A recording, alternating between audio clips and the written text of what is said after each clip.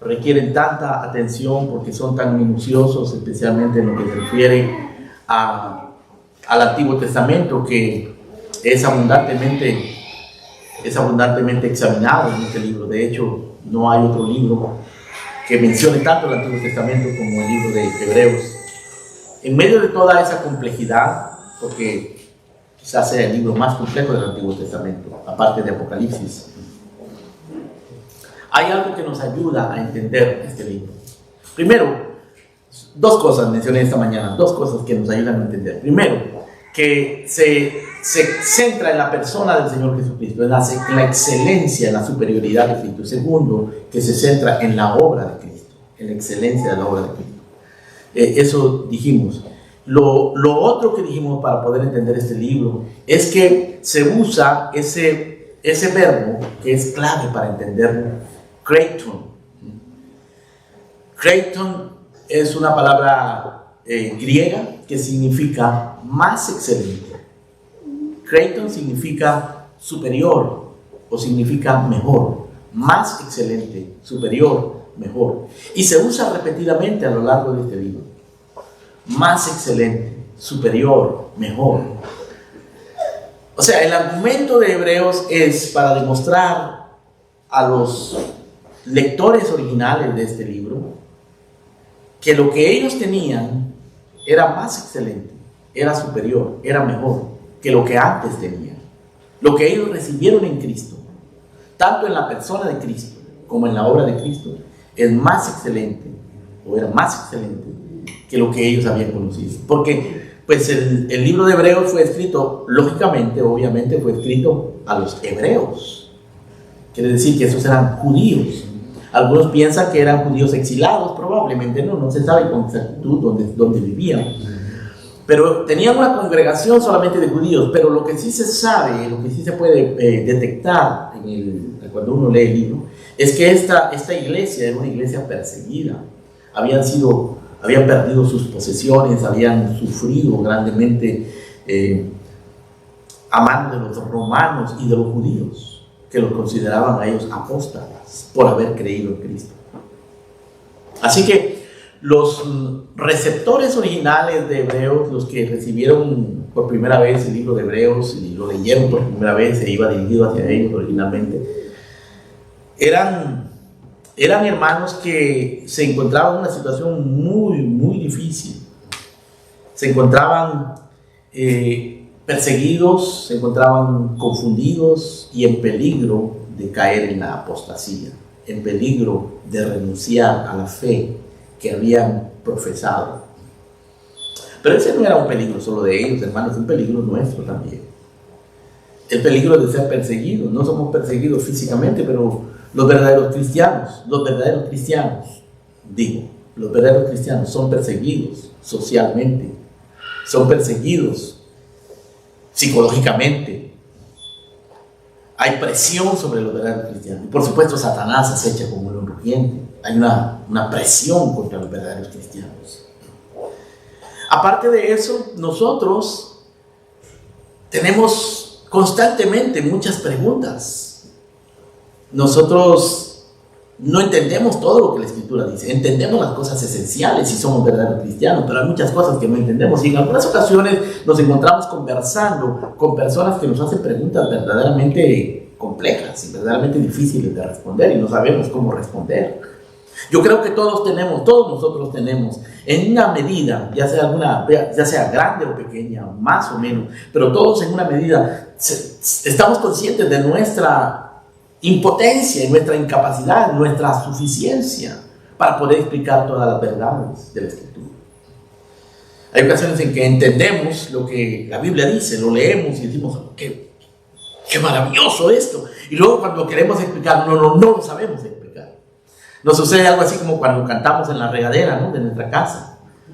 Y decimos, pero qué bien me salió la voz. Y la razón por la que te sale bien la voz en la regadera de tu casa es porque todo está encerrado. Entonces tu voz ahí se oye pues como sonora, ¿no? Pero cuando quieres cantar, no te sale bien, no nos sale bien. Uno en su mente tiene muchas cosas, a veces tiene ideas y dice, así deben ser las cosas, esto es así, pero en la hora de la práctica es una cosa diferente. No es lo mismo. Por eso es que los jovencitos, hermanos, los adolescentes, se ponen tan arrogantes, porque ellos en su cabeza piensan, es que papá no sabe, mamá no sabe, son ignorantes, y así deben ser las cosas, y se ponen a decir, esto debe ser así, esto debe ser así, y se independizan. Cuando se enfrentan a la vida, es diferente.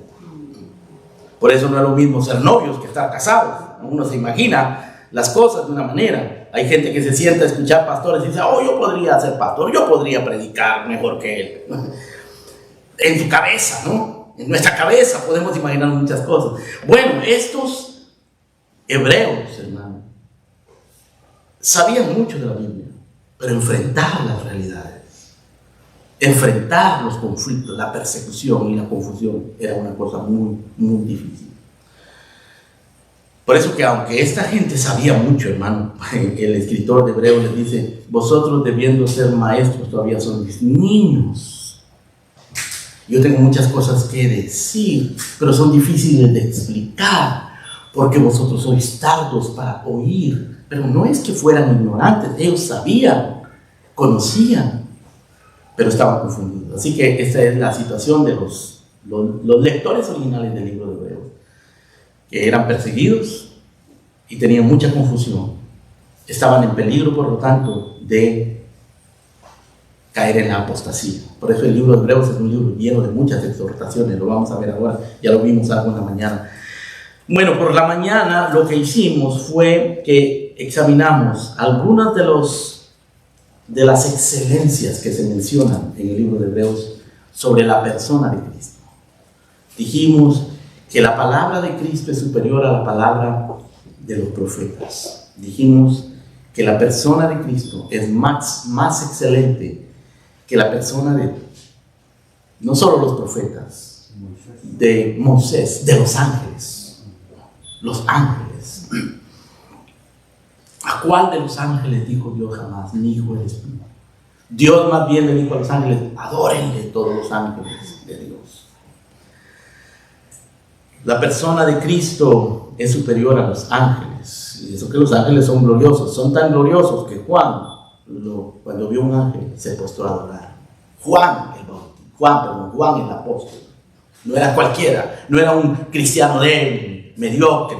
Era Juan el apóstol, se postró a adorar a los ángeles. Pero Cristo es más glorioso que los ángeles. Hablamos de que la fidelidad de Cristo es más excelente que la fidelidad de Moisés. Moisés fue fiel en toda su casa como siervo, pero Cristo como hijo. Sobre la casa que somos nosotros, sobre su propia casa. Y bueno, ahora nos vamos a concentrar en hablar sobre la superioridad de Cristo, o la superioridad más bien, la excelencia, no de Cristo propiamente, sino de la obra de Cristo, de la obra de Cristo. Este es el otro tema dominante en el libro de Hebreos. Y vamos a considerar, hermanos, la superioridad del sacerdocio de Cristo, la superioridad del pacto redentor de Cristo, la superioridad del reino de Cristo y la superioridad de la vida en Cristo. Eso está allí en el libro de Hebreos. Y lo que estamos haciendo esta tarde, hermano, que comenzamos a hacer esta mañana, fue a ver el libro de Hebreos en su totalidad, porque después vamos a entrar más detalladamente en el texto de Hebreos. En base a lo que estamos hablando ahora vamos a entrar más profundo, pero por ahora estamos contemplando el panorama completo, ¿no?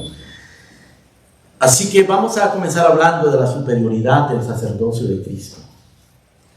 La obra, una de las obras que se enfatizan en el libro de Hebreos, de las obras que Cristo hizo, fue su sacerdocio.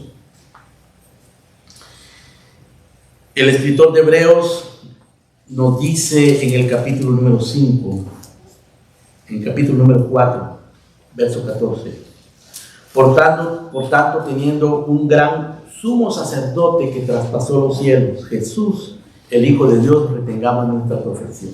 Noten que aquí se está refiriendo a Cristo como el sumo sacerdote, pero está haciendo una distinción, diciendo que Él traspasó los cielos. Y nos está exhortando a que retengamos nuestra profesión. Le está diciendo a estos judíos, a estos hebreos, ustedes tienen un sumo sacerdote en el templo. Ustedes por siglos han tenido sumos sacerdotes en Israel. Aarón fue el primer gran sumo sacerdote, y ha habido muchos otros. Pero no hay sumo sacerdote como Cristo. Nosotros tenemos un gran sumo sacerdote, y este traspasó los cielos. Estoy leyendo capítulo 4, verso 14. Él traspasó los cielos. En verso 15, porque no tenemos un sumo sacerdote que no pueda compadecerse de nuestras debilidades, sino uno tentado en todo según nuestra semejanza, pero sin pecado. Porque está haciendo referencia a la encarnación de Cristo, que Él fue tentado en todo. Porque este, que es más excelente que los ángeles, fue hecho menor que los ángeles. Sin embargo, después fue exaltado más que los ángeles, porque se humilló, porque se entregó, porque por el padecimiento de la muerte Él nos perfeccionó en nuestra salvación. Él, siendo Dios, se hizo hombre, se hizo menor que los ángeles, y Dios le dio un nombre que es sobre todo nombre. Y cuando Él resucitó de entre los muertos, Él fue declarado sumo sacerdote. Pablo nos va, o más bien el escritor de Hebreos nos va a explicar más adelante, que el sumo sacerdocio de Cristo es según el orden de Melquisedec, que no es el mismo orden de Aarón. Aarón recibió el sumo sacerdocio, y todos los descendientes de Aarón, los hijos de Aarón, eran sumos sacerdotes. Cristo no era descendiente de Aarón, así que Él era de otro orden de sacerdocio. Primero traspasó los cielos. Luego dice que fue tentado en todo, porque era Dios, pero sin pecado. Así que acerquémonos confiadamente, dice el verso 16, capítulo 4, al trono de la gracia. Entonces, en el capítulo 5, el escritor comienza a explicarnos más detenidamente este tema del sacerdocio. Dice el capítulo 5, verso 1, porque todo sumo sacerdote tomado de entre los hombres es constituido a favor de los hombres en lo que a Dios se refiere, para que presente ofrendas y sacrificios por los pecados, para que se muestre paciente con los ignorantes y extraviados, puesto que Él también está rodeado de debilidad. Y por causa de ella debe ofrecer por los pecados, tanto por sí mismo como también por el pueblo. Y nadie toma para sí esta honra, sino el que es llamado por Dios, como lo fue Aarón. Aquí está mencionando a Aarón. Noten ustedes que ya mencionó otros personajes anteriormente. Mencionó a los profetas, mencionó a los ángeles, mencionó a Moisés, mencionó a Josué, y ahora está mencionando a Aarón. Lo está mencionando porque Aarón fue el sumo sacerdote original, el representante, digamos, del padre de todos los sumos sacerdotes. Y nos está explicando que todos los sumos sacerdotes estaban puestos por Dios, constituidos a favor de los hombres para ofrecer sacrificios a Dios y ofrendas, ser paciente con los ignorantes y extraviados. Pero ese sumo sacerdote, fuese Aarón o cualquiera otro, también era hombre, rodeado de debilidad. Así que cuando el sumo sacerdote ofrecía sacrificios en el templo, en el Antiguo Testamento, ofrecía sacrificios para el perdón del pecado de los pecados del pueblo, pero antes tenía que ofrecer sacrificios por sus propios pecados, porque él era un hombre pecador, igual que los demás, al igual que nosotros, entre nosotros, hermanos. Todos somos pecadores aquí, y el pastor no es la excepción, el diácono no es la excepción, ninguno de nosotros es la excepción. El sumo sacerdote no era la excepción. Dice en el verso 4, capítulo 5, nadie toma para sí esta honra, sino el que es llamado por Dios, como no fue algo. Esto no era algo que se hacía voluntariamente, no es que alguien decía, yo me siento, tengo ganas de ser sumo sacerdote, quiero ser. No, era elegido por Dios, tenía que ser descendiente de Aarón.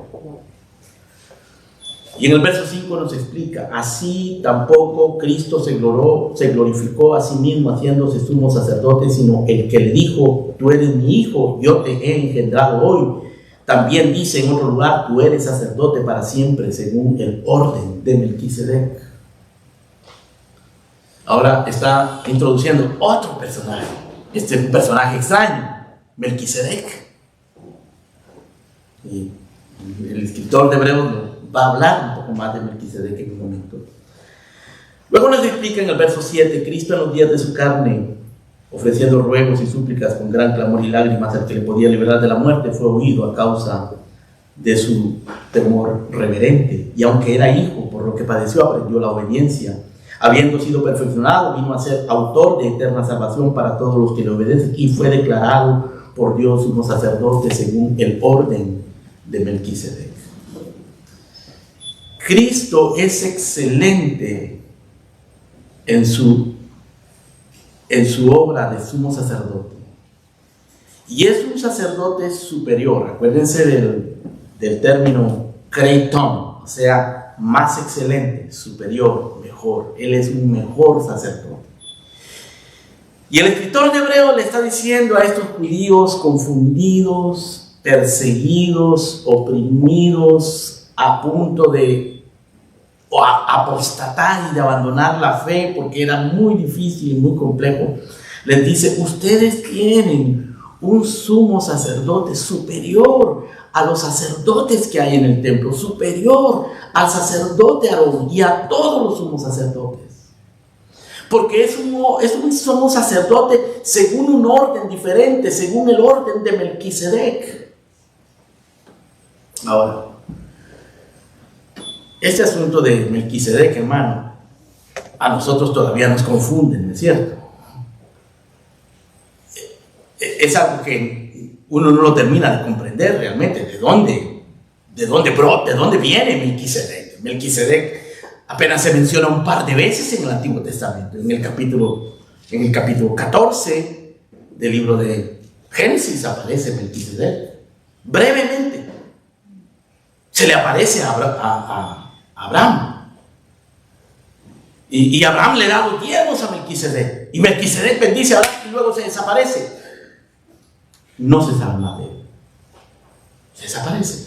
Y aparece siglos después, cuando David lo menciona en el Salmo 110. En el Salmo 110, súbitamente David dice: tú eres sacerdote según el orden de Melquisedec. Como de la nada él dice eso. Y uno se pregunta: bueno, ¿quién es este Melquisedec? ¿De dónde salió? ¿Qué se puede decir de él? Ahora, noten ustedes lo que Pablo le dice a los hebreos en el verso 11, capítulo 5. Y esto se aplica a nosotros. Dice: acerca de esto, tenemos mucho que decir y difícil de explicar, por cuanto os habéis hecho tardos para oír. Porque debiendo ser ya maestros después de tanto tiempo, tenéis necesidad de que se os vuelva a enseñar cuáles son los primeros rudimentos de las palabras de Dios. Y habéis llegado a ser tales que tenéis necesidad de leche y no de alimento sólido, y todo aquel que participa de la leche es inexperto en la palabra de justicia, porque es niño. Es decir, esta gente sabía mucho de la letra de la Biblia, se imaginaba muchas cosas, pero realmente no lo sabían. Y el apóstol, acá el escritor, les dice: ustedes son niños todavía. Yo les estoy hablando de una excelencia de la obra de Cristo como sacerdote. Y es difícil de explicárselo a ustedes, porque son niños. Pues a los niños es difícil explicarles cosas complejas, ¿no es cierto?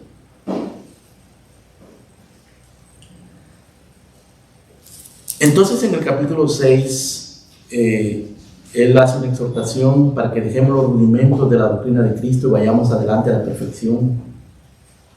Y hace una advertencia, diciendo en el verso 4 que es imposible que los que una vez fueron iluminados y gustaron del don celestial y fueron hechos partícipes del Espíritu Santo y gustaron la buena palabra de Dios y los poderes del siglo venidero y recayeron, sean otra vez renovados para el arrepentimiento.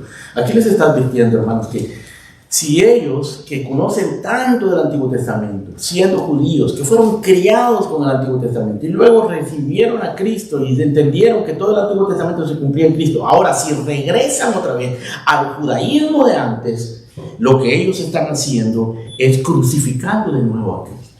Es lo que están haciendo. Y exponiéndolo a vituperio. Porque querría decir que entonces los judíos que acusan a los cristianos de ser impostores, de ser falsos, tienen razón. Bueno, que hace una advertencia en la cual no nos vamos a detener por ahora, hermano. Pero en el capítulo 7, entonces, el escritor de Hebreos nos explica el misterio del sacerdocio de Melquisedec. No nos vamos a detener mucho en eso, porque posteriormente lo vamos a analizar mejor. Pero básicamente lo que dice acerca de Melquisedec es que Melquisedec no hay ningún registro de que él haya tenido padre o madre. No quiere decir que no tenía padre o madre, quiere decir que no se sabe quién era su padre y su madre. ¿Qué dice en el verso 3? Sin padre, sin genealogía, sin padre, sin madre, sin genealogía, que no tiene principio de día ni fin de vida. No quiere decir que Melquisedec es eterno. Melquisedec era un rey, hermano. Todo indica que él era un rey literal. Se le apareció a Abraham, tuvo una conversación con Abraham, recibió los diezmos que le dio Abraham.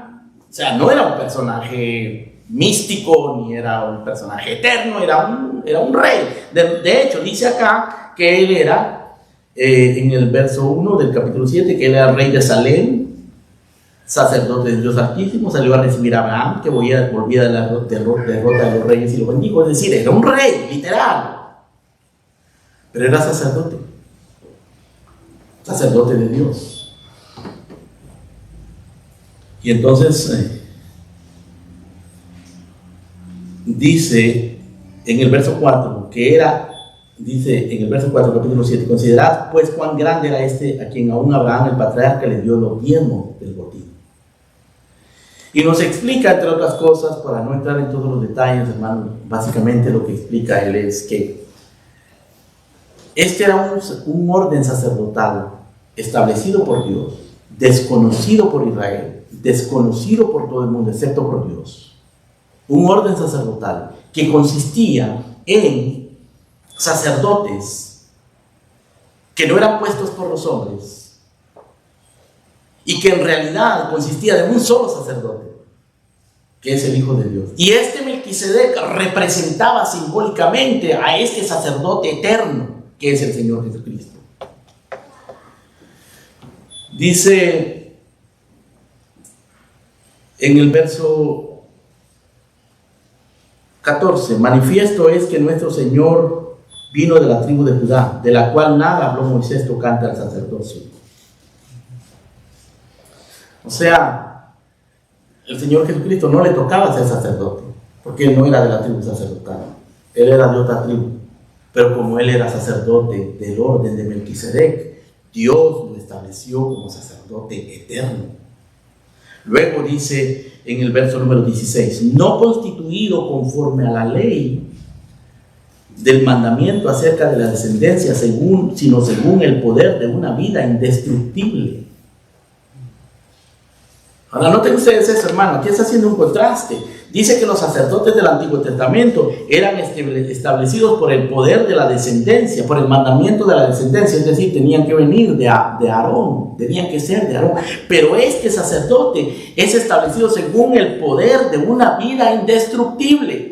No es que fuera descendiente de Aarón, es que él tiene una vida indestructible, es que murió y resucitó. Y por esa razón, él fue establecido sacerdote según el orden de Melquisedec, o sea, de una orden diferente. Su sacerdocio es mejor, más excelente, es superior al sacerdocio de Aarón. Eso es lo que está diciendo acá el escritor de Hebreos. Verso 16, capítulo 7. No constituido conforme a la ley del mandamiento acerca de la descendencia, sino según el poder de una vida indestructible. Pues se da testimonio de él, tú eres sacerdote para siempre, según el orden de Melquisedec. Verso 18. Queda pues aprobado el mandamiento anterior a causa de su debilidad e ineficacia, pues nada perfeccionó la ley y de la introducción de una mejor esperanza por la cual nos acercamos a Dios. Y esto no fue hecho sin juramento, porque los otros ciertamente sin juramento fueron hechos sacerdotes, pero este con el juramento del que le dijo, juró el Señor y no se arrepentirá, tú eres sacerdote para siempre, según el orden de Melquisedec. Ahora algunos de ustedes me dirán, pastor, qué complicado es eso. Yo no lo entiendo. Bueno, los hebreos tampoco mucho lo entendían, hermano. Por eso es que el escritor de Hebreos les dice, de esto tengo mucho que decir y difícil de explicar. ¿Por qué? Porque sois tardos para mí. Lo cual, hermanos, nos amonesta a nosotros. Si a ti te cuesta entenderlo, y a mí me cuesta entenderlo, y a los hebreos les costaba entenderlo, y el escritor está diciendo que hay mucho que hablar de esto, y difícil de explicar, si nosotros somos tardos para oír. De manera que hay una amonestación aquí para nosotros, que tenemos que conocer lo que conocemos mejor de lo que lo conocemos, que tenemos que contemplar más detenidamente la obra de Cristo,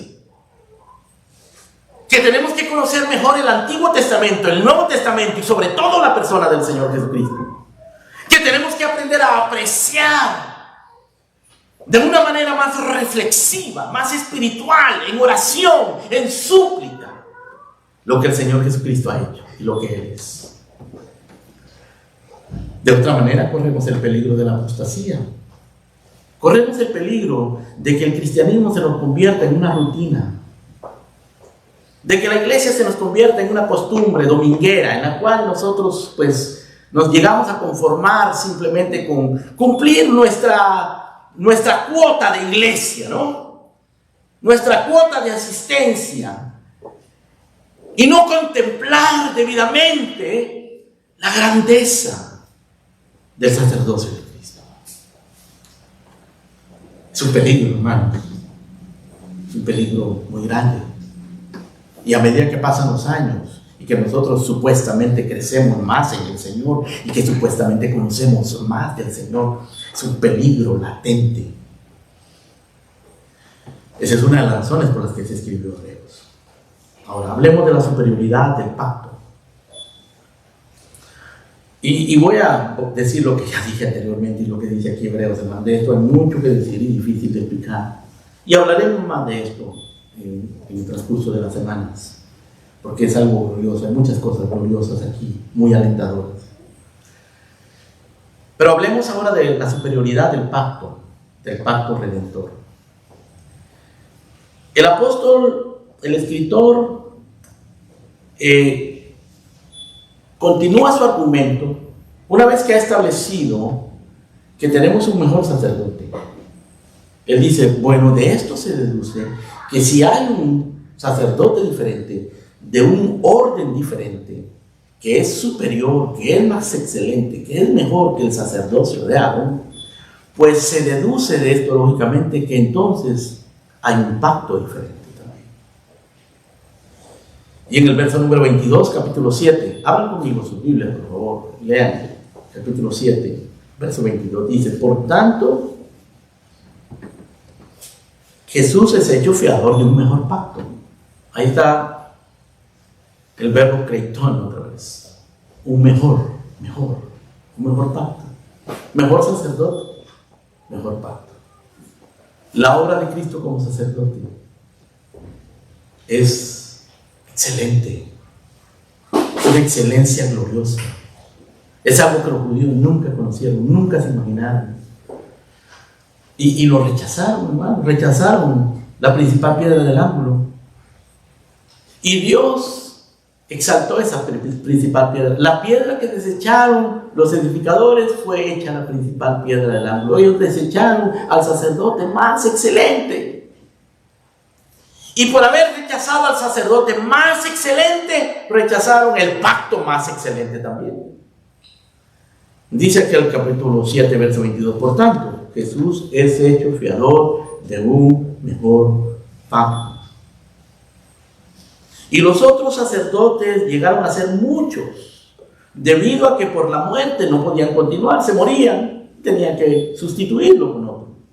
Pero este, por cuanto permanece para siempre, tiene un sacerdocio inmutable, por lo cual puede también salvar perpetuamente a los que por él se acercan a Dios, viviendo para siempre para interceder por ellos.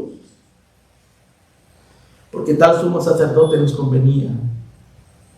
Qué maravilla, este versículo es maravilloso, hermano. Ese es uno de los que tenemos que aprendernos de memoria. Tal sumo sacerdote nos convenía, santo, inocente, sin mancha, apartado de los pecadores y hecho más sublime que los cielos, que no tiene necesidad cada día, como aquellos sumos sacerdotes, de ofrecer primero sacrificios por sus propios pecados y luego por los del pueblo, porque que esto lo hizo una vez para siempre, ofreciéndose a sí mismo.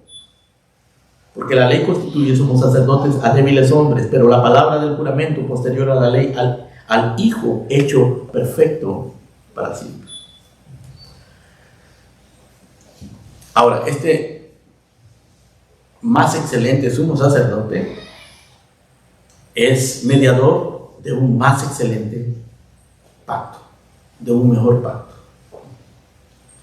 En el capítulo 8 dice: ahora pues, el punto principal de lo que venimos diciendo es que tenemos tal sumo sacerdote que se sentó a la diestra del trono de la majestad de los cielos. Ustedes saben que los sacerdotes del Antiguo Testamento, hermano, no se sentaban. No había sillas, no había dónde sentarse en el tabernáculo. Ellos tenían que estar de pie constantemente, moviéndose. Y podían estar ahí solamente un poco de tiempo. Cuando entraban al lugar santísimo una vez al año, entraban amarrados con una soga por si acaso se morían allá adentro. Nadie podía entrar a sacarlos, tenían que jalarlos. Y entraban con unas campanitas para saber que se estaban moviendo, porque si dejaban de sonar las campanitas quiere decir que habían muerto. No podían sentarse. Pero este sumo sacerdote entró al lugar santísimo del cielo y se sentó a la diestra del trono de la majestad de los cielos. Aquí lo dice el capítulo 8, verso 1. Ministro del santuario y de aquel verdadero tabernáculo que levantó el Señor y no el hombre. El verdadero tabernáculo es el cielo, la eternidad. El tabernáculo que levantaron los hombres aquí por instrucción divina, pero fueron los hombres, fue el tabernáculo del desierto y el templo de Salomón. Pero este sumo sacerdote es superior, más excelente, es mejor y es mediador de un mejor pacto, que no tiene que ser sustituido porque no muere, que no tiene que ofrecer sacrificios por sus pecados porque no peca, que se sentó a la diestra de la majestad en los cielos, que ministra en el verdadero tabernáculo que Dios levantó, el Señor levantó y no los hombres. Verso 3, porque todo sumo sacerdote, capítulo 8, verso 3, todo sumo sacerdote está constituido para presentar ofrendas y sacrificios, por lo cual es necesario que éste también tenga algo que ofrecer. Así que si él estuviese sobre la tierra, si Cristo estuviese sobre la tierra, ni siquiera sería sacerdote, porque ya hay sacerdotes que presentan las ofrendas según la ley. Y estos sirven a lo que es figura y sombra de las cosas celestiales, como se le advirtió a Moisés cuando iba a erigir el tabernáculo, diciéndole: mira, haz las cosas conforme al modelo que sí te he mostrado en el monte. Pero ahora tanto mejor ministerio es el suyo. Verso 6, capítulo 8.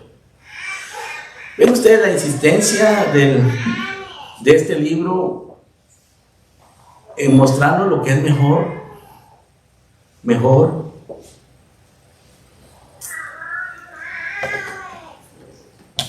Hermanos, tenemos que pedirle al Señor que abra nuestros ojos para ver lo que es mejor. Y lo mejor se encuentra en Cristo, no se encuentra en nosotros. Se encuentra en Cristo y en su obra. Allí está lo mejor. Lo mejor no lo encontramos en los hombres. Claro, Dios nos llama a ser ejemplo. Dios nos llama a imitar a aquellos que imitan a Cristo. Pero todos los hombres nos van a fallar. No importa cuán ejemplar sea un hombre, sea una iglesia, sea una persona, hermano, tarde o temprano te va a fallar. Pero este sumo sacerdote nunca te va a fallar. Amén. Él es el mismo, ayer, hoy y por todos los días. Nunca. Él nunca va a morir. Él no entra a un santuario terrenal, Él entró al santuario del cielo y está sentado a la diestra de la majestad de los cielos e intercede por nosotros. Él es Dios, sumo sacerdote, según el orden de Melquisedec, no según el orden de Aarón. Porque él no podría ser sacerdote aquí en la tierra según el orden de Aarón, porque no le corresponde, pero según el orden de Melquisedec sí. Y el sacerdote según el orden de Melquisedec es constituido no conforme al mandamiento de la descendencia de Aarón, sino según el poder de una vida incorruptible.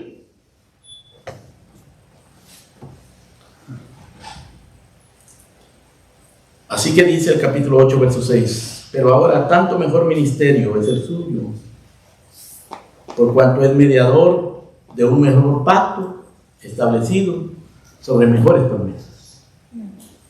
Ese versículo es clave en Hebreos, hermano.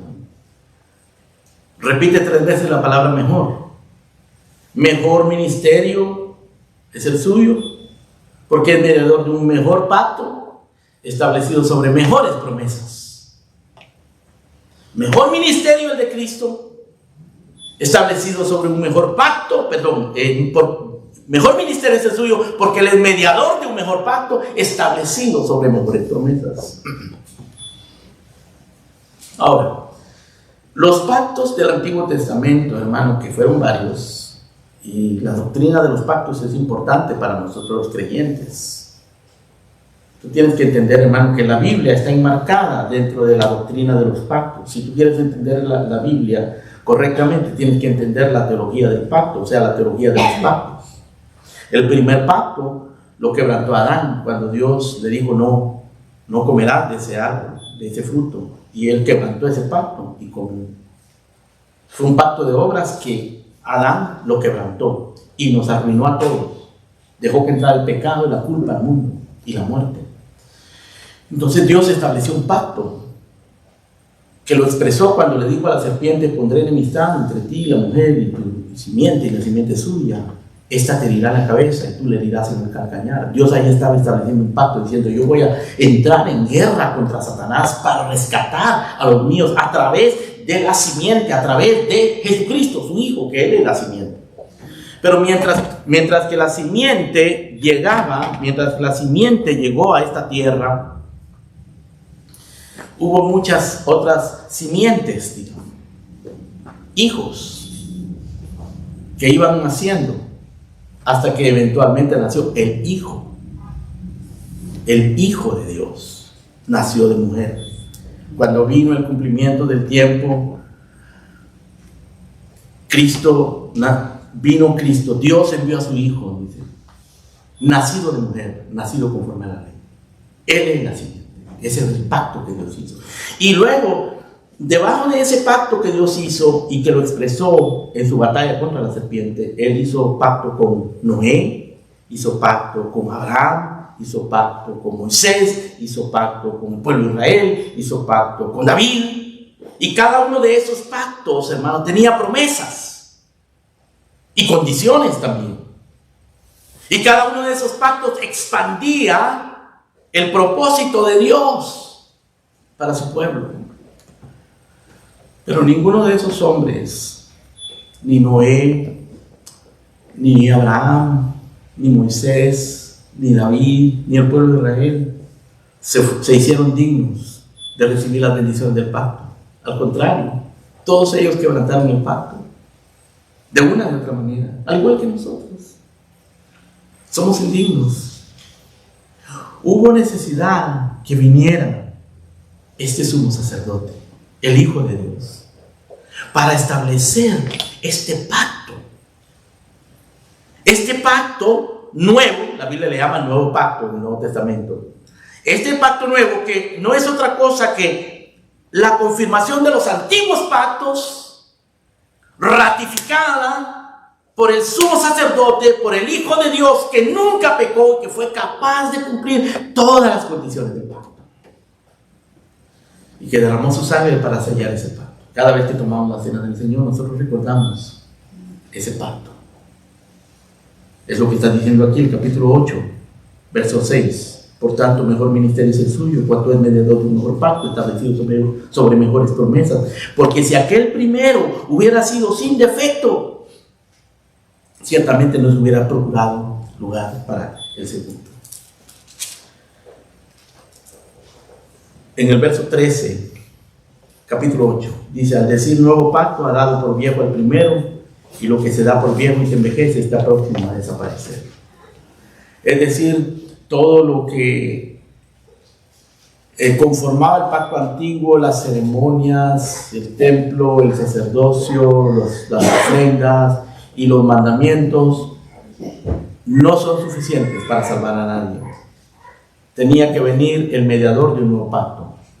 Y tenía que venir Él a sellar este nuevo pacto, que es una obra del Espíritu, es una obra de la justicia y la perfección de la vida de Cristo y de su intercesión por nosotros como sumos sacerdotes.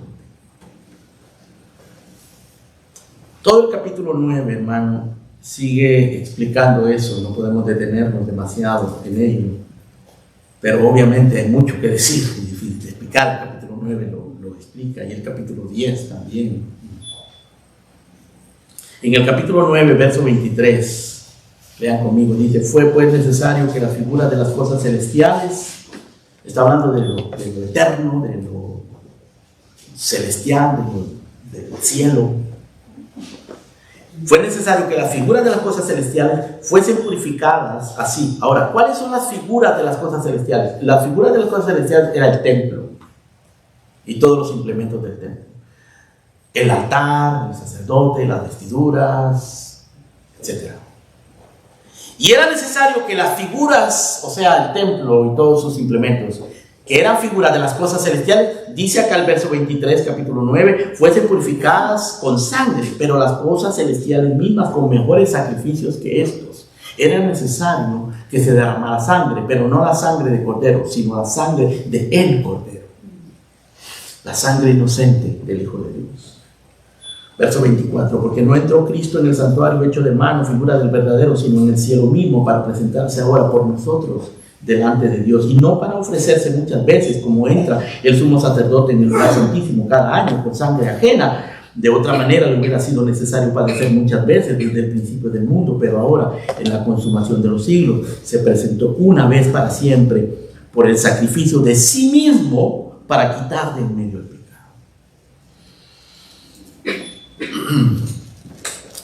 Así que Él es mediador de un nuevo pacto, y por ser mediador de un nuevo pacto, es el autor de una redención perfecta. Capítulo 10.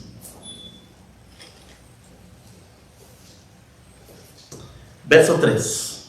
Está hablando el capítulo 10, verso 3, de todos los sacrificios que se ofrecían en el Antiguo Testamento. Dice: pero en estos sacrificios cada año se hace memoria de los pecados. Porque la sangre de los toros y de los machos cabríos no puede quitar los pecados.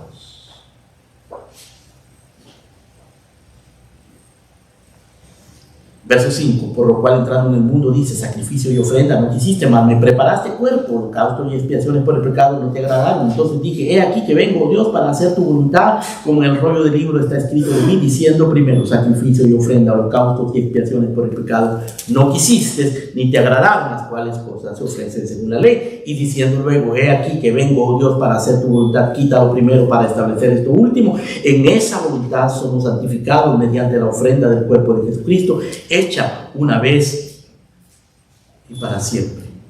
Ahora, los israelitas, hermano, todos los años tenían 7 fiestas muy solemnes, muy solemnes. Pero la más solemne de todas ellas era el día de la expiación. El día de la expiación, el sumo sacerdote se tenía que vestir con vestiduras de gala y entrar al lugar santísimo una sola vez al año para expiar los pecados del pueblo, porque el pueblo se mantenía pecando constantemente y siempre se mantenían ofreciendo sacrificios por los pecados. Pero para limpiar al pueblo tenía que entrar una vez al año al lugar santísimo, un lugar inaccesible, un lugar sumamente sagrado. Entraba con sangre. Era sangre de toros y de machos cabríos. Pero cada vez que este sacerdote entraba, hermano, lo que sucedía muchas cosas, pero una de ellas era que eso le recordaba a esta gente que era indigna, que era pecadora, que sin sangre, sin sacrificios, sin intercesión, sin que alguien entrara hasta el lugar santísimo, estaban perdidos, condenados, malditos, muertos en sus delitos y pecados. No eran nadie, no eran mejor que nadie. Lamentablemente el pueblo de Israel, hermano, no entendió eso y comenzaron a sentir mejor por todos los privilegios que tenían, pero no se daban cuenta de su indignidad, que no eran mejores, no somos mejores que nadie. Ser creyente, ser cristiano, estar en la iglesia, tener años de estar en la iglesia, no te hace mejor que nadie. Tus propias obras no te hacen mejor que nadie. El único mejor, el único perfecto, el único sacrificio es el que el Señor Jesucristo presentó. Amén. Dice acá en el verso número 3, capítulo 10, en estos sacrificios cada año se hace memoria de los pecados. Y entonces el Hijo dijo, la sangre de los toros y los machos cabríos no te agradan, tú no quieres eso. Es curioso, hermano, porque Dios estableció que se ofreciera sangre en el tabernáculo. Él fue el que estableció a esos sacerdotes. Él pedía sangre de los corderos, pero a Dios nunca le agradó eso. Dios nunca quiso eso. Ahora, si a Dios no le agradaba y si Dios no lo quiso, porque aquí lo dice, ¿por qué lo pedía? Porque eso era un anuncio de lo que realmente Él quería. La sangre inocente de un hombre obediente. Pero esa sangre inocente de un hombre obediente no existe en la tierra, no existió nunca. El Señor Jesucristo la tuvo que derramar. Por eso Él dice, he aquí que vengo, Dios, capítulo 10, verso 9, para hacer tu voluntad. Quita lo primero para establecer lo último. En esa voluntad somos santificados mediante la ofrenda del cuerpo de Jesucristo hecha una vez fácil. Esa es la obra de Cristo. Su obra como sacerdote fue perfecta, excelente, mejor, superior a la de Aarón. Su obra como mediador de un nuevo pacto fue superior a ese antiguo pacto. Y en tercer lugar, Hebreos nos habla de la superioridad del reino de Cristo. Porque el pueblo de Israel era un reino. Y en el capítulo 1, si vienen ustedes conmigo al capítulo 1 de Hebreos, hermano.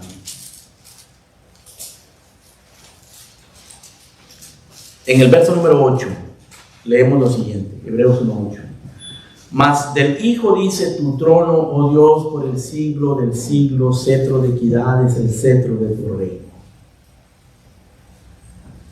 Noten ustedes, primero le dice Dios, luego le dice Rey, tu trono, oh Dios, desde el siglo, cetro de equidad es el cetro de tu reino. Está hablando de un reino. Ahora, es un reino de sacerdotes y es un reino eterno. Y luego en el capítulo 7 habla de Melquisedec. Dice que Melquisedec era rey de Salem. Salem en Jerusalén. Salem quiere decir paz. O sea, Melquisedec era rey de Salem, que quiere decir rey de paz. Cristo es el príncipe de paz, rey de paz. Capítulo 12 de Hebreos, por favor. Verso 25, mirad que no desechéis al que habla, porque si no escaparon aquellos que desecharon al que los amonestaba en la tierra, mucho menos nosotros si desechamos al que amonesta desde los cielos. La voz del cual conmovió entonces la tierra, pero ahora ha prometido diciendo, aún una vez y conmoveré no solamente la tierra, sino también el cielo. Y esta frase, aún una vez, indica la remoción de las cosas movibles como cosas hechas, para que queden las inconmovibles. Así que, recibiendo nosotros un reino inconmovible, tengamos gratitud y mediante ella sirvamos a Dios agradándole con temor y reverencia. Noten ustedes lo que dice el verso 28. Recibiendo nosotros un reino inconmovible. Porque aquí está anunciando, hermanos, que todas las cosas movibles serán desechadas, serán destruidas. Dice, conmoveré no solamente la tierra, sino también el cielo. Y Él va a remover todas las cosas movibles, la remoción de las cosas movibles, para que queden las cosas inconmovibles. Y ese es el reino que nosotros recibimos en Cristo. Ahora, el escritor de Hebreos le está diciendo a estos hermanos perseguidos, confundidos, que ustedes tienen un reino. Hermano, mucha de esta gente murió martirizada. Probablemente fueron los que tuvieron que enfrentar a los leones en Roma. Fueron quemados vivos, fueron decapitados. Pablo fue decapitado. Aunque Pablo dice en el capítulo 12 que ellos no habían combatido contra el pecado hasta la sangre. Parece que ellos todavía no habían enfrentado eso, pero estaban a punto de enfrentar. Igual nosotros no hemos tenido que enfrentar, hermanos, la sangre. No hemos tenido que enfrentar persecuciones severas. Pero nosotros no debemos de ignorar que vivimos en un mundo enemigo, que tenemos un enemigo que nos acecha, que los políticos se pueden convertir en nuestros enemigos. El Señor Jesucristo dice que aún los de nuestra propia casa se pueden convertir en nuestros propios enemigos. El padre contra la madre, el hijo contra los padres. Perdón, el esposo contra el esposo. Es decir, en la propia familia, los enemigos del hombre serán los de su propia casa. Y llegará el momento en que nosotros tendremos que aborrecer padre, madre, mujer o hijos para seguir a Cristo. Y aborrecer no quiere decir odiar, un odio pecaminoso. Lo que quiere decir es preferir a Cristo que preferir a nuestra familia. Y esto estaba pasando con estos hebreos. Y el apóstol les está diciendo, pero ustedes han recibido un reino inconmovible, aunque lo pierdan todo, aunque ustedes sean perseguidos. Y en el capítulo 10, él les habla de eso. En el capítulo 10 les dice,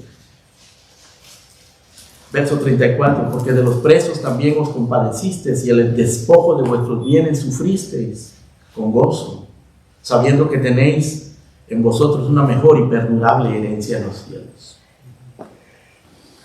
Cuando dice de los presos te compadeciste, no era que ellos tenían un ministerio de cárcel y que iban a visitar a todos los presos. Se refiere a los hermanos en Cristo que los habían apresado. No quiere decir que no podamos ir a visitar a los presos, pero aquí está hablando de los hermanos en Cristo que habían sido apresados. En el verso 34 del capítulo 10 dice, de los presos os compadeciste y el despojo de vuestros bienes sufristeis con gozo, sabiendo que tenéis en vosotros una mejor y perdurable herencia en los cielos. Hermanos, eso nos debe a nosotros animar, sabiendo que tenemos no solamente un mejor sacerdote, más excelente, superior sacerdote, que estamos bajo un mejor pacto, pero que tenemos un mejor reino, un reino mejor que cualquier cosa que podamos tener en esta tierra. Y por último, el libro de Hebreos nos presenta también la superioridad de la vida en Cristo. Nuestra vida en Cristo es superior a cualquier otro tipo de vida que nosotros vivamos. El capítulo 13 en particular se enfoca en esto. El capítulo 13, verso 1 dice, permanezca el amor fraternal, no olvidéis la hospitalidad, porque por ellas algunos sin saberlo hospedaron ángeles, acordados de los presos, como si estuvierais presos juntamente con ellos. Y repito, aquí está hablando de los hermanos de Cristo que habían sido apresados. Y de los maltratados también, como que también vosotros mismos estáis en el cuerpo. Honroso sea entonces el matrimonio y el hecho sin mancilla, pero a los fornicarios y a los adultos los ludarios. Sean vuestras costumbres sin avaricia, contentos con lo que tenéis ahora, porque Él dijo, no te desampararé, no te dejaré. De manera que podemos decir confiadamente, el Señor es mi ayudador, no temeré lo que me pueda hacer el hombre. Acordaos de vuestros pastores que os hablan la palabra de Dios. Noten ustedes, hermanos, nos está llamando a vivir una vida cristiana de amor, de hospitalidad, de compasión hacia los maltratados, de honrar nuestros matrimonios, de no vivir una vida de avaricia, de contentarnos con lo que Dios nos da, de confiar en que el Señor es nuestro ayudador, que no nos dejará, no nos desamparará, de acordarnos de nuestros pastores. Dice el verso 9, no dejéis llevar de doctrinas diversas y extrañas. Tenemos un altar, verso 10, del cual no tienen derecho de comer los que sirven al tabernáculo. El altar ya no es el altar físico del Antiguo Testamento. El altar es Cristo Jesús. Ese es nuestro altar. El altar es nuestro corazón quebrantado delante de Dios.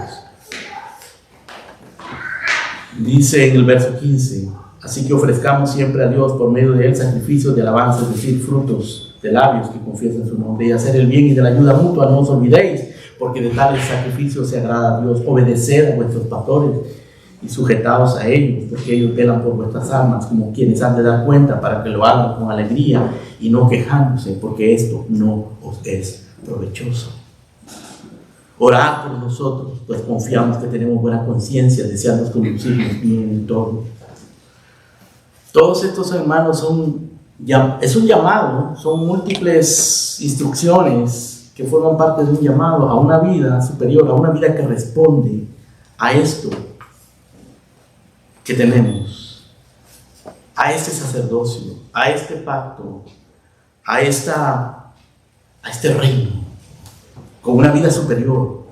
Temamos, procuremos entrar en el reposo, retengamos nuestra profesión, acerquémonos confiadamente al trono de la gracia, vamos adelante a la perfección, acerquémonos con corazón sincero al trono de la gracia, mantengamos firme la profesión de nuestra esperanza, considerémonos unos a los otros para estimularnos al amor y a las buenas obras, despojémonos de todo peso y de pecado y corramos con paciencia la carrera que tenemos por delante. No menospreciemos la disciplina del Señor, tengamos gratitud y sirvamos a Dios con temor y reverencia, ofrezcamos a Dios sacrificios de alabanza. Hermano, todos estos son amonestaciones del libro de Hebreos.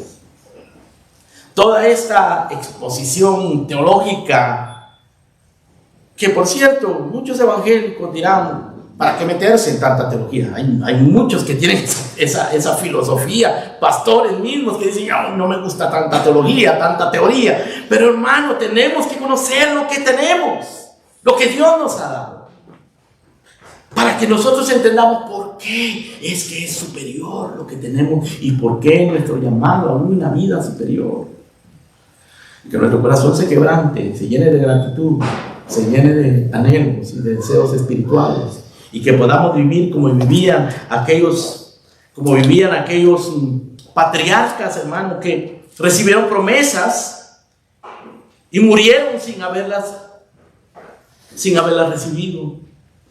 Pero dice que las miraban de lejos, las creían, las saludaban, confesaban que eran peregrinos y extranjeros sobre la tierra, porque buscaban una patria, anhelaban una patria, la mejor, dice, la celestial, por lo cual Dios no se avergüenza de llamarse Dios de ellos, porque les ha preparado una ciudad. ¿Cuál es tu anhelo? ¿Qué anhelamos? ¿Cuál es tu visión de Cristo, tu visión de la obra de Cristo? Aprendamos, hermano, pongamos en nuestra conciencia, en nuestro corazón, la excelencia, la superioridad, la gloria, lo mejor, cuán mejor es lo que Cristo ha hecho, lo que Cristo es. Oremos. Padre nuestro, gracias, Señor, por enseñarnos a través del libro de Hebreos que la persona de Cristo es más excelente, su palabra es más excelente, su fidelidad es más excelente, su sacerdocio es superior, su pacto es superior, su reino es superior, y por lo tanto nuestra vida en Cristo debe ser más excelente. Ayúdanos a vivir, a creciente en nosotros el querer y el hacer, esa gracia, Señor, de poder obedecerte, de poder ver a Cristo como Él es en toda su gloria. Gracias en el nombre de Jesús. Amén. Amén. Vámonos en pie, hermanos queridos, vamos a despedirnos, vamos a cantar el número 144 en nuestros hermanos.